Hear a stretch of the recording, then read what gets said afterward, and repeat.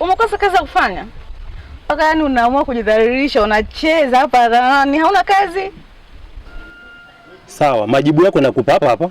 Nina furaha kubwa sana na kufikisha miaka 37. Sijawahi kuishi naye mwanamke anayejiuza.